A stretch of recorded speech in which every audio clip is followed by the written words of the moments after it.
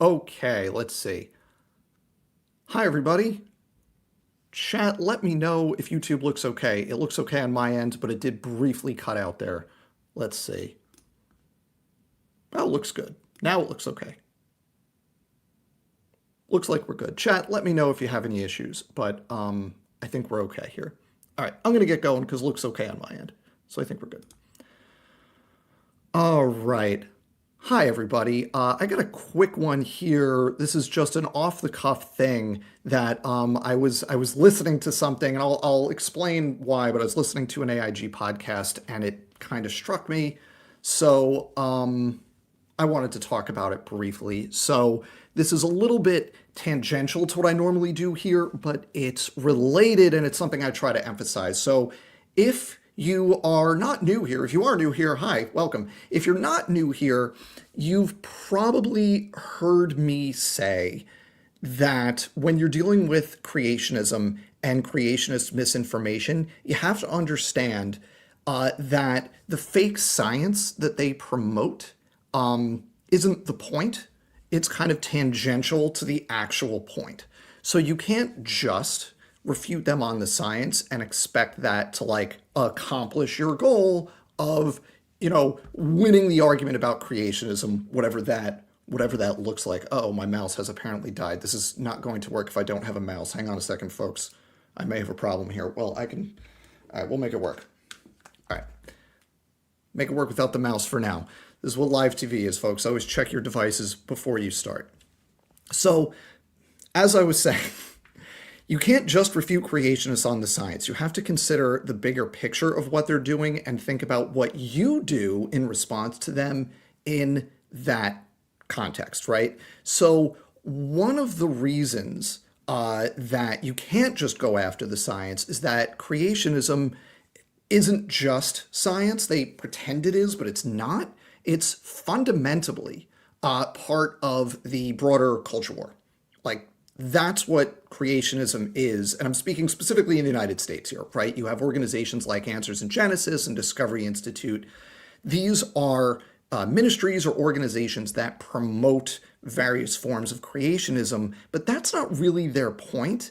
Their point is that they are right-wing political organizations and actors promoting right-wing Christian nationalism, right? They're doing kind of the political culture war thing, and the creationism is a branch of that. And it's a useful branch because it can get people in the door, right? But it's not like the actual thing that they like primarily care about, right?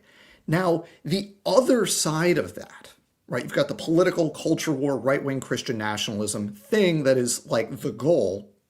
But one of the other dynamics with that we fundamentally have to pay attention to and can't ignore, and the one that's going to be really relevant for a video clip I'm going to show you in a few minutes, is that creationism is fundamentally a conspiracy theory. And I've talked about this before. A few years back, I did a whole show on like creationism as a conspiracy theory.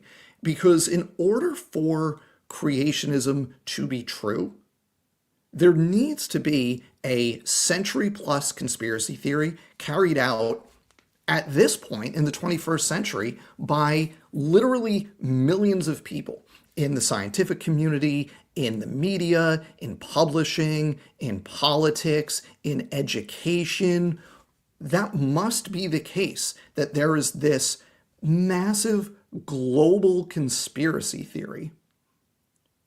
Because if it's not, then creationists have to grapple with the idea that what they promote might actually be wrong. And obviously that's not something creationists can just accept. So we have to fall back on this kind of conspiracy thinking.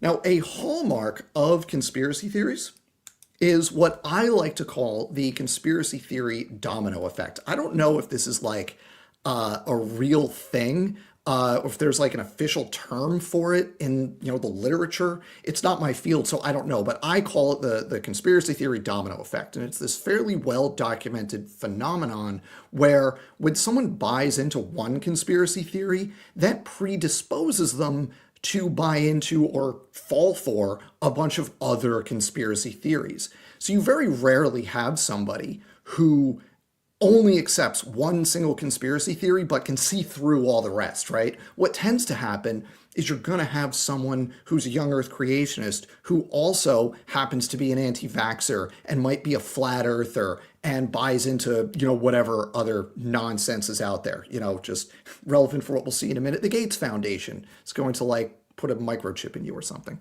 right?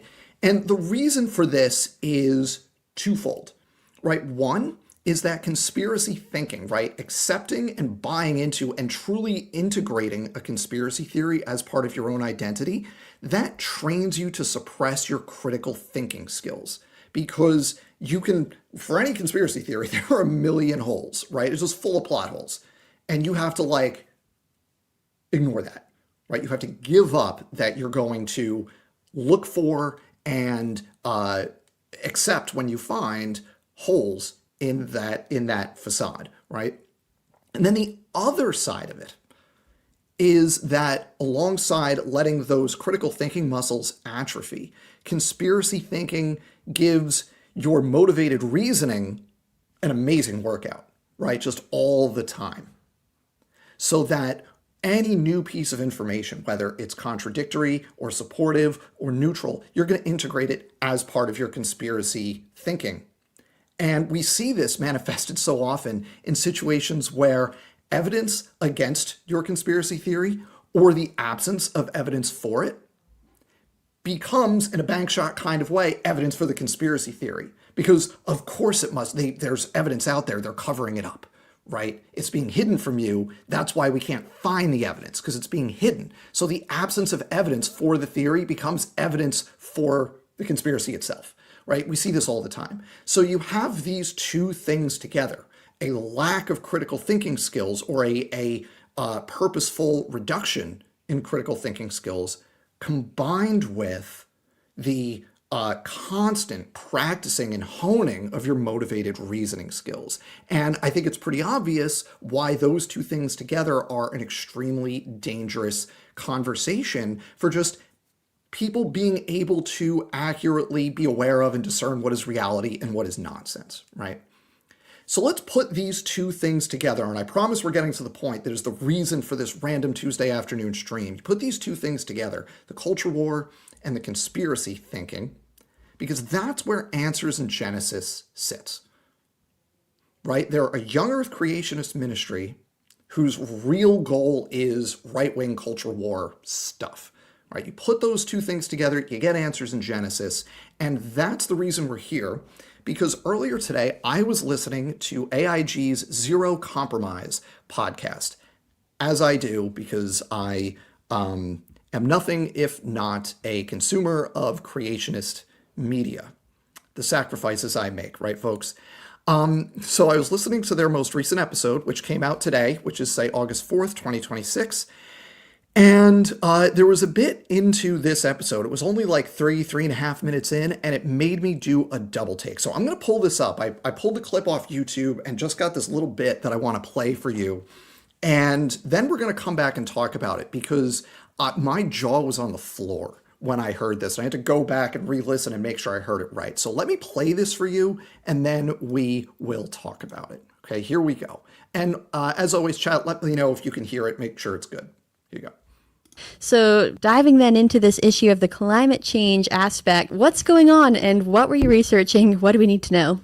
Yes. So what I wrote about in the book was how very large secular left foundations, we're talking about organizations like the Clinton Foundation, like the Gates Foundation, Tides. People won't know the Tides Foundation, but it is one of the largest foundations in the world, very secular, very left. And they all happen to have an interest in population control. So you will see them do things like fund Planned Parenthood and abortion initiatives and things like that. And for that reason, they also happen to have a pretty strong interest in promoting climate change alarmism. And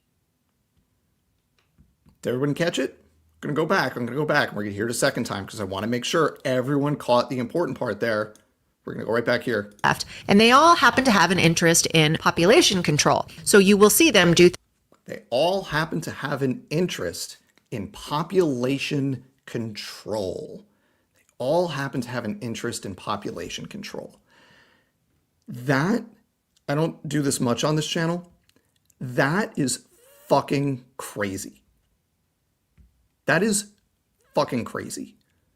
This woman, I've never heard of this person before. Apparently, she wrote a book.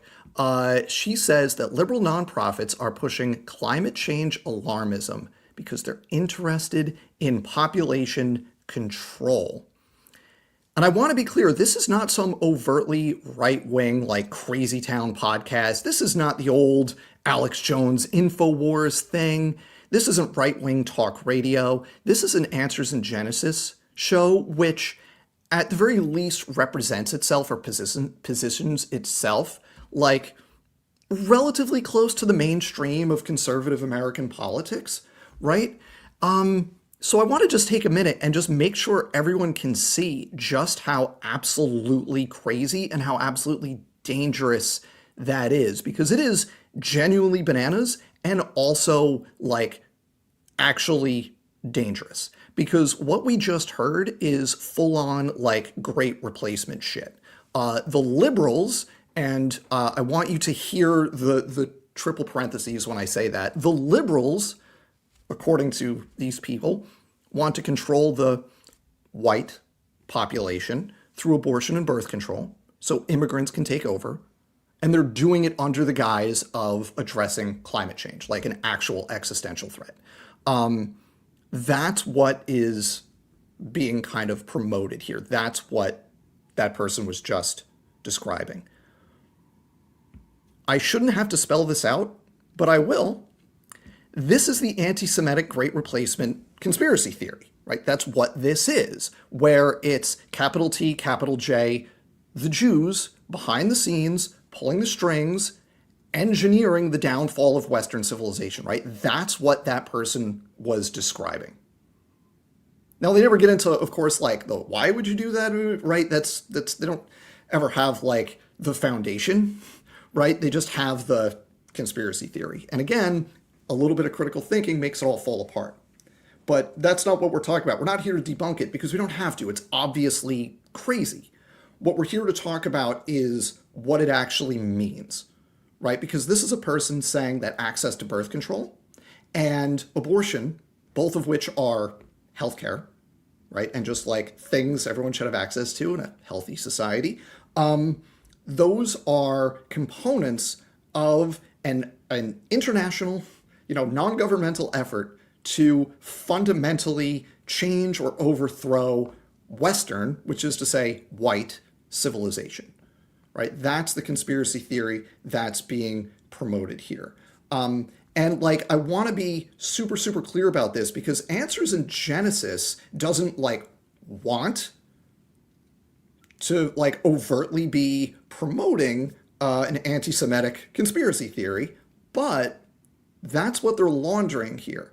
And given the degree to which Answers in Genesis is so tight in terms of like their media and their speakers and who they allow to talk and what they're allowed to say, right? Given how tightly controlled Answers in Genesis is about what they put out into the world, I have zero doubt that this is, approved at the highest levels of Answers in Genesis. Like, this is a message that's going out through their platform because they want it to, and it's not more complicated than that. So Answers in Genesis, I have to think purposefully, is like putting out into the world, laundering this anti-Semitic conspiracy theory. And I want to make sure everyone sees that. And we don't forget that that's what they're doing.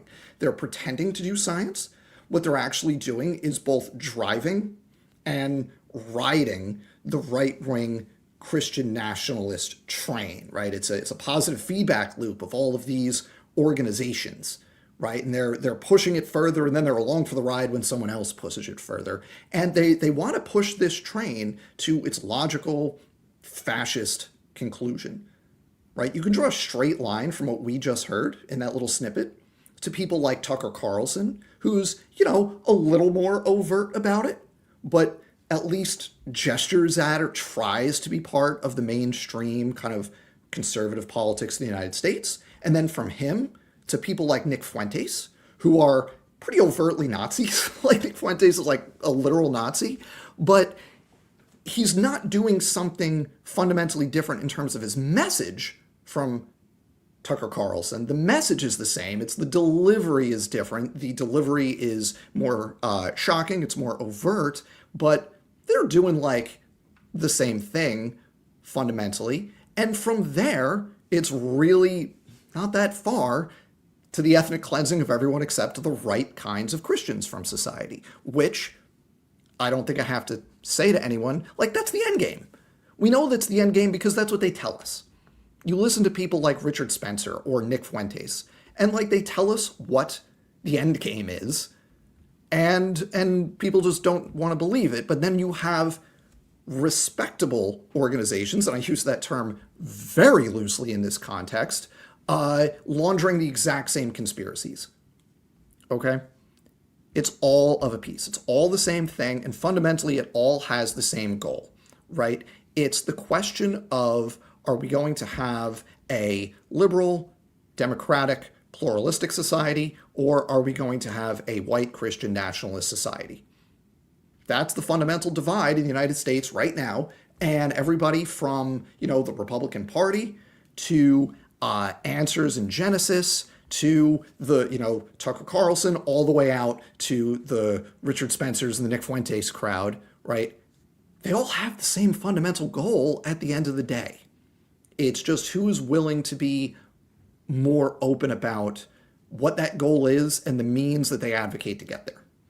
And we should have no illusions that when push comes to shove, the more mainstream organizations like the Republican Party, Answers in Genesis, so on, we shouldn't have any illusions that they're going to restrain the louder, more overtly anti-Semitic, more aggressive parts of their faction when push comes to shove. We have to be clear about that what they're actually advocating for and would be willing to go along with to achieve their goals. Because some parts of it, of the right wing in the United States, are very open about it, and other parts, they're playing footsie with it, but they won't say it outright. But even those organizations, every now and then, they do something like we just heard, and if you know what the dog whistles are, if you know what those words mean, you know exactly what conspiracy theory they're talking about. And the problem for us, and you say us as like me and people like me who try to push back on the creationist side of things, the problem, just to wrap this up, is that doesn't exist in a vacuum. It's all part of this white Christian nationalist project, and we need people to recognize that and call it out when you see it. And this is such a great example of that, where you've got this kind of throwaway line that gives away so much of where this person is coming from, and the fact that Answers in Genesis is comfortable with that being put out into the world tells you a lot about where they're coming from too. So that's where we are going to leave this one. I just want everyone to be able to recognize this stuff and call it out when you hear it. Thank you all for being here. Before you go, please remember to hit the like button and subscribe and do all the other algorithm-friendly things. We're going to call it there, folks. Thanks again. I'll be back with a regularly scheduled live show tomorrow, this Wednesday, August 5th at 9 p.m. Eastern Daylight Time. I hope to see all of you then. Thanks for watching, and don't get fooled.